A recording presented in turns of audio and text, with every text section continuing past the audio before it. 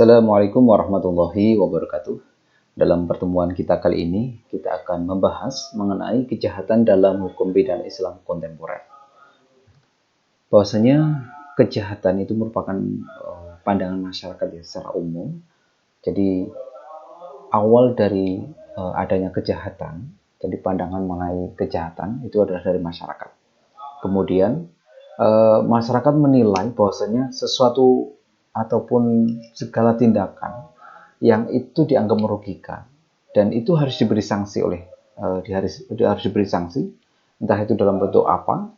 Nah, itu dianggap sebagai suatu kejahatan. Nah, kemudian kejahatan ini akan semakin berkembang dengan seiring perkembangan masyarakat juga. Jadi masyarakat memandang apakah tindakan itu harus dihukum atau tidak, itu yang nantinya akan membuat pengkategorian kejahatan. Ketika dasar kita menghukum itu berdasarkan undang-undang dasar atau dasar atau asas legalitasnya, jadi legal formalnya itu dari undang-undang, maka itu masuk ke dalam pelanggaran gitu. Nah, tindak pidana. Nah, permasalahan-permasalahan inilah yang perlu kita pahami, bahwasanya cakupan dari kejahatan itu relatif lebih luas gitu dan lebih bermacam-macam konsep kejahatan ini. Kejahatan di negara kita dan kejahatan di negara lain bisa jadi memiliki definisi yang berbeda akan suatu tindakan-tindakan yang itu dianggap kejahatan atau tidak gitu. Seperti hanya seorang pahlawan. Pahlawan di suatu negara belum tentu itu pahlawan di negara yang lainnya gitu, atau di negara yang lainnya. Itu semacam itu logikanya. Kemudian kenapa sih seseorang itu bisa dikategorikan sebagai seorang penjahat? Kenapa suatu perbuatan itu dianggap suatu perbuatan yang jahat sehingga itu dinamakan suatu kejahatan, kemudian berujung kepada peraturan perundang-undangan atau adanya aturan hukum yang menyatakan bahwa tindakan itu harus dihukum gitu dengan ketentuan tertentu. Apa sebabnya? Yang pertama adalah permasalahan ego. Permasalahan ego ini yang paling penting, di mana ketika seseorang mengandalkan egonya, maka dia lebih condong kepada berbuat sesuatu yang menguntungkan terhadap dirinya. Nah, salah satu caranya adalah dia melakukan suatu tindakan kejahatan, karena tidak ada peluang untuk dia melakukan sesuai dengan ketentuan atau kebaikan, sehingga dia menggunakan jalan yang lainnya supaya itu lebih mudah dicapai atau itu bisa tercapai, hal itu bisa tercapai, salah satunya dengan ego. Nah, di kasus yang pertama kali itu yang dilakukan oleh kedua putra dari Nabi Adam ya. Kalau di agama kita ada semacam kepercayaan semacam itu, di mana tindakan kejahatan itu diawali dengan adanya ego. Jadi adanya keinginan untuk memiliki, jadi untuk memiliki sesuatu, akan tetapi karena tidak bisa didapatkan dengan jalan yang benar atau dengan jalan kebaikan, maka dia menggunakan ataupun menonjolkan egonya untuk mendapatkan itu. Selanjutnya adalah pertimbangan hati nurani. Hati nurani inilah yang mempertimbangkan bahwasanya suatu tindakan itu dikategorikan jahat atau baik gitu ya. Kemudian hati nurani ini juga yang nantinya akan membentuk nilai-nilai di dalam masyarakat. Kemudian ada nilai kemanusiaan gitu. Islam sangat menjunjung tinggi nilai kemanusiaan gitu. Nilai kemanusiaan inilah yang akan menjadi acuan dalam hukum pidana Islam untuk memberikan hukuman ataupun ketentuan-ketentuan hukumannya. Makanya ketentuan hukuman-hukuman ini di beberapa di beberapa ketentuan itu masih sama kondisinya, di mana teks-teks dari hukum pidana Islam itu tidak ada yang berubah gitu dari beberapa bagian. Nah, itulah yang disebut dengan hak Allah gitu ya. Kemudian yang masuk dalam hak manusia itu yang nantinya bisa diubah karena itu ada sisi kemanusiaannya. Nah, hal ini yang perlu kita perhatikan di dalam kita mempelajari hukum pidana Islam, terutama yang berkaitan dengan kejahatan. Jangan sampai kita ataupun negara itu mengecam sesuatu tindakan yang sebenarnya itu bukan suatu tindakan kejahatan atau suatu tindakan yang jahat, tetapi itu dianggap suatu tindakan kejahatan gitu. Nah, jadi kita harus ada pertimbangan sisi-sisi inilah. Kemudian adanya pemenuhan hak dan kewajiban. Di dalam hukum pidana Islam, pemenuhan hak itu sangat dikedepankan, di mana hak-hak inilah yang patut diperjuangkan dengan mengukur hukuman dan juga proses beracaranya harus sesuai gitu. Jadi dari hak pelakunya, kemudian dari hak korbannya, entah itu terkait dengan permasalahan jiwa, permasalahan harta, ataupun permasalahan kehormatan, maka hak ini harus terpenuhi. Kemudian beberapa kewajiban-kewajiban yang tidak terpenuhi, maka itu bisa masuk ke dalam suatu tindakan kejahatan juga gitu. Tuh.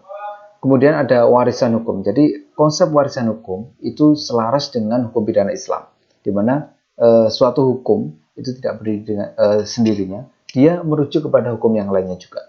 Sama, hukum pidana Islam melakukan hal yang sama. Dalam artian sudah ada hukum yang tertata, akan tapi perlu adanya revisi-revisi dan penyesuaian-penyesuaian dengan nilai-nilai kemanusiaan, nilai-nilai hati nurani, kemudian pemenuhan hak dan kewajiban. Nah, kemudian terbentuklah syariat-syariat, ketentuan-ketentuan hukum di dalam Islam yang itu lebih bisa mengatur keteraturan di masyarakat. Nah, keteraturan inilah yang kemudian membuat konsep-konsep hukum, kemudian dibuatlah kaidah-kaidah hukumnya agar bisa dijalankan oleh pemerintah, oleh hakim. Nah, kemudian yang sangat bisa mengontrol permasalahan kejahatan ini adalah kekuasaan. Kekuasaan itu bisa berwujud kepada pemerintah dan lain-lain. Jadi ketika kita berbicara terkait dengan kekuasaan, jangan kita anggap suatu kekuasaan atau misalnya politik gitu ya, kita anggap suatu hal yang tidak baik gitu. Tidak. Kekuasaan itu sangat penting sekali. Politik itu sangat penting sekali untuk menjaga eksistensi dari hukum ini. Jadi ketika seorang pemimpin jauh dari agama, maka jauh pula dari pandangan-pandangan berkaitan dengan konsep kejahatan di dalam Islam itu sendiri. Jadi kedekatan para ulama terhadap pemimpin, terhadap penguasa itu sangat penting.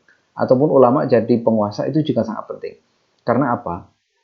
Nanti produk hukum yang dibuatnya ataupun pendefinisian dan pengkategorian kejahatannya itu bisa lebih tepat, bisa lebih maslahah, bisa lebih manusiawi pula, dan lebih bisa melindungi hak-hak dan kewajiban warga negaranya. Nah, kemudian yang paling penting juga adalah permasalahan dogma.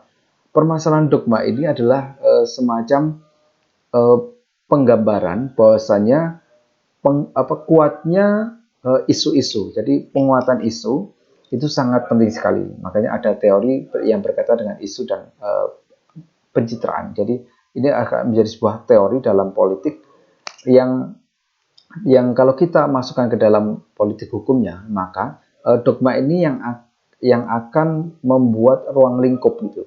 Jadi ruang lingkup pandangan seseorang terhadap suatu kejahatan itu akan terbentuk dari dogma. Jadi ketika ada dogma yang mengatakan perbuatan ini adalah perbuatan jahat dengan mengatasnamakan misalnya agama dan lain-lain, walaupun itu ada dasarnya, maka itu akan terbentuk sebuah pemikiran dan sebuah mindset bahwasanya perbuatan ini adalah suatu tindakan kejahatan, walaupun negara tidak mengatakan ini perbuatan kejahatan.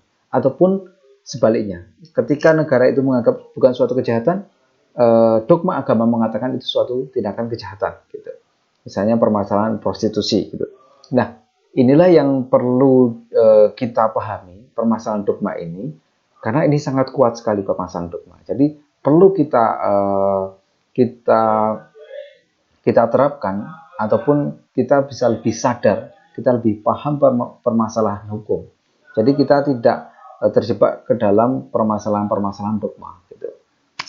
Selanjutnya adalah permasalahan kejahatan yang dalam perspektif hukum pidana Islam, di mana di dalamnya adalah adanya hak Allah yang itu masuk dalam hudud dan qisas, kemudian adanya hak manusia. Nah, sebenarnya permasalahan dalam hukum pidana Islam itu adalah permasalahan yang ingin memecahkan permasalahan manusia. Hanya saja permasalahan ini harus diselesaikan dengan hukum manusia. Gitu. Adanya pertimbangan-pertimbangan kemanusiaan dengan melalui standar-standar itu, kemudian ada jalan lainnya yang itu berada di atasnya kesadaran manusia, yaitu adanya hak Allah. Nah, hak Allah inilah yang membuat hukum pidana Islam itu lebih menarik. Karena apa? Karena ketika permasalahan manusia itu tidak bisa dipecahkan dengan menggunakan hukum manusia, maka bisa dipecahkan dengan hukum Allah. Nah, ini bukan semata-mata hukum Allah itu misalnya hukum potong tangan harus potong, tidak semacam itu. Jadi kita harus menggunakan ilmu usul fikih juga. Qawaidul fikih hanya kita gunakan. Cara pentakwilan, cara mengeluarkan hukumnya kita gunakan dalam hal itu. Metodologi mengeluarkan hukum kita gunakan di dalam itu. Supaya apa? Supaya kita tidak terjebak ke dalam cara pandang yang salah ataupun penafsiran yang salah. Gitu. Karena apa? Karena ketika kita mempelajari permasalahan ini, masalah Allah dan manusia, ini kita harus menghasilkan suatu hal yang masalah. Kalau tidak menghasilkan suatu hal yang masalah, berarti kita belum bisa memahami permasalahan hak Allah dan juga permasalahan hak manusia. Kemudian kemaslahatan inilah yang berujung kepada perlindungan. Jadi di hukum pidana Islam itu harus berujung pada kemaslahatan semuanya. Kemaslahatan bagi misalnya pelaku, kemudian bagi korbannya, kemudian bagi masyarakat secara luas. Kemudian adanya perlindungan bagi pelaku, hak-haknya, kemudian perlindungan bagi korban, kemudian perlindungan bagi masyarakat sekitar. Gitu. Dalam hal apapun permasalahan pidana itu harus ada perlindungan di dalamnya. Nah, kemudian kalau semuanya sudah terlindungi, itu orang lebih leluasa dalam menjalankan aktivitasnya, karena sudah merasa dilindungi gitu. Jadi kalau teman-teman sudah kebal hukumnya, itu kan sudah tidak ada kekhawatiran di dalamnya, karena sudah ada rasa terlindungi gitu. Kita di rumah, kita merasa terlindungi dari hujan, maka kita tidak ada kekhawatiran untuk terkena air hujan gitu. Kita lebih bisa terlindungi. Ya, itulah permasalahan dalam kejahatan. Kemudian kejahatan yang dalam perspektif hukum pidana Islam kontemporer itu hanya tambahannya adalah permasalahan politik dan permasalahan benturan hukum.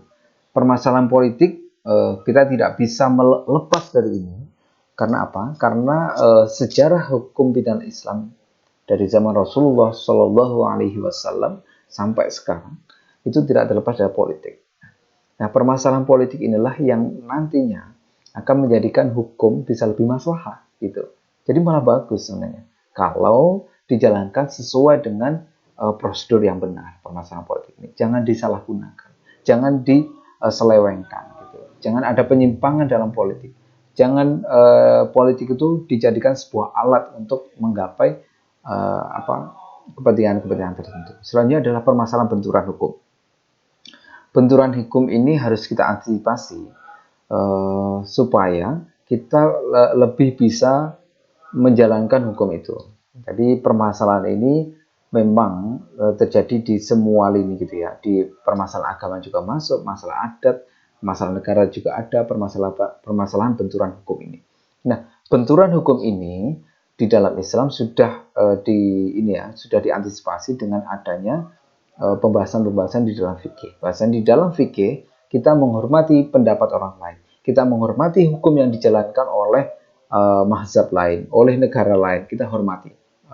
Jadi ada semacam konsekuensi-konsekuensi hukum yang itu tidak bisa masuk ke dalam teritorial ataupun wilayah tertentu. Akan tapi ada beberapa hal yang karena memiliki kesamaan maka bisa dilakukan itu. Nah, itu pernah terjadi di zaman para sahabat, di zaman Rasulullah ketika memang Islam sudah menyebar sampai ke Eropa gitu. Nah, kemudian keputusan hukum kan harus dilakukan di negara-negara Eropa yang itu notabene dulu itu mau jauh gitu untuk akses ke sana tidak seperti sekarang.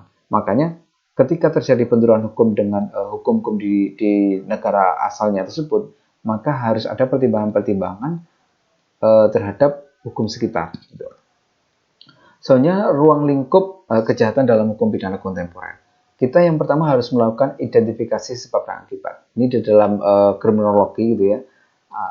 Sebenarnya itu sama. Jadi itu hanya semacam definisi baru. Kemudian di dalam Islam sebenarnya sudah ada permasalahan berkaitan dengan kejahatan-kejahatan. Yang itu yang pertama adalah mencoba mengidentifikasi sebab dia melakukan kejahatan itu apa. Jadi pasti ditanya terlebih dahulu, kenapa dia membunuh? Gitu. Kenapa dia melakukan pemerkosaan? Gitu. Kenapa dia mencuri? Ditanya dulu sebabnya. Kemudian kita ini akibatnya besar atau tidak? Gitu. Terhadap kasus-kasus pencurian misalnya, atau kasus yang berkaitan dengan pemberontakan, gitu. Kasus korupsi, gitu. Akibatnya besar atau tidak? Gitu. Jadi kita harus menyesuaikan terkait dengan ini. Kemudian kita bisa tidak menemukan gejala-gejala kejahatan. Jadi kita melihat ketika seorang ingin melakukan kejahatan, kita usahakan kita cegah. Jadi jangan sampai dia melakukan kejahatan dan terkena hukum gitu, atau terkena sanksi, dikenai sanksi hukuman. Ya sebenarnya di dalam hukum pidana Islam lebih mengantisipasi itu. Jadi mengantisipasi dan menghilangkan adanya tindakan kejahatan lagi. Gitu. Itu sampai ke permasalahan munakahat itu dibahas. Gitu. Jadi jangan sampai seseorang yang akan atau telah melakukan kejahatan itu mengulangi perbuatannya lagi. Gitu. Misalnya ini di para imam mazhab juga sependapat berkaitan dengan ini. Ketika seorang melakukan suatu tindakan kejahatan, maka ada semacam solusi, misalnya seorang zina terus dinikahkan, itu semua menghindari kejahatan lagi. Kemudian dampak sosialnya semacam apa? Besar atau tidak dampak secara lebih luasnya? Ada semacam kebijakan yang ini masuk ke dalam kategori takzir, yang negara itu bisa mengambil keputusan. Akan tapi keputusan ini jangan semena-mena, gitu ya. Jangan kemudian negara membuat definisi hukum yang semena-mena, kemudian melaksanakan ataupun menerapkan hukum itu yang itu merusak nilai-nilai kemanusiaan, nilai-nilai agama. Gitu. Kemudian ada karakteristik perbuatan. Jadi sebenarnya setiap perbuatan itu mempunyai karakter. Jadi setiap tindakan kejahatan itu mempunyai karakter. Nah, ini yang coba dipetakan, kemudian coba dipahami. Sebenarnya apakah seorang melakukan tindakan pidana atau tindakan kejahatan itu karena kebiasaan masyarakat sekitar, atau karena memang dia punya inisiatif, atau memang dia punya penyakit tertentu yang menyebabkan dia melakukan tindakan kejahatan, atau karena memang dia mempunyai kesengajaan ataupun meniru orang lain. Kita harus melihat karakter-karakter semacam ini, karena nanti ini akan berbeda penanganannya, kemudian sampai ke keputusan hukumnya berbeda. Penanggulangan itu juga sangat penting sekali. Bahwasanya ketika kita melihat penanggulangan, misalnya permasalahan yang berkaitan dengan riswah, gitu ya, apa nyogok, gitu, suap, gitu. Seorang yang melakukan suap. Nah, hal gratifikasi, gitu ya, gratifikasi. Nah, ini kan kita harus membuat seseorang yang melakukan tindakan kejahatan ini, atau kita sudah melihat ini seseorang ini mau melakukan gratifikasi, gitu. Kemudian kita tangkap, nah, sebelum dia melakukan gratifikasi. Karena apa? Ini efeknya akan sangat besar sekali. Penanggulangan inilah yang perlu kita lakukan. Sama halnya dengan kasus-kasus korupsi dan kasus-kasus narkoba, gitu. Harus ada semacam penanggulangan, gitu. Penanggulangan di dalam hukum pidana Islam itu sudah dilakukan dengan memberikan ancaman-ancaman hukum yang memang berat, gitu. Jadi ada semacam ukuran bahwasanya hukuman ini akan membuat orang itu lebih berpikir lagi untuk melakukan suatu tindakan kejahatan, gitu. Jadi seorang bertindak ataupun melakukan tindakan kejahatan itu benar-benar karena dia dalam kondisi terpaksa, gitu. Nah, itu yang penting harus kita pertimbangkan. Masalah penanggulangan. Itu kalau kita bahas misalnya masalah riswah tadi, kan kita harus melihat itu misalnya dari si pemberinya itu bagaimana. Terus dari barang yang diberikan itu seberapa harganya, itu masuk dalam kategori suap atau tidak. Kemudian seorang yang menerimanya itu apakah dia dijebak, ataukah dia memang sengaja ingin menerima ataupun menampung, gitu. Atau misalnya sama halnya dengan kasus-kasus perbankan, gitu ya. Kasus-kasus di money laundering, gitu ya. Nah, ini kan harus kita kaji dan kita lihat apakah kejahatan-kejahatan ini itu mempunyai dampak yang signifikan, gitu. Mungkin begitu saja untuk kuliah kita yang berkaitan dengan kejahatan. Ya, sekali lagi, bahwasanya kejahatan itu sangat identik dengan pandangan masyarakat. Kemudian pandangan ini harus kita teliti benar, harus kita kawal, supaya ketika itu masuk ke dalam sebuah peraturan perundang-undangan, itu masuk ke dalam konon-konon, itu bisa mempunyai output yang jelas, gitu. Dalam artian yang jelas di sini adalah memberikan kemaslahatan kepada manusia, sekali lagi manusia, kemudian memberikan perlindungan bagi semuanya. Oke. Sekian saja kuliah kita. Wassalamualaikum warahmatullahi wabarakatuh.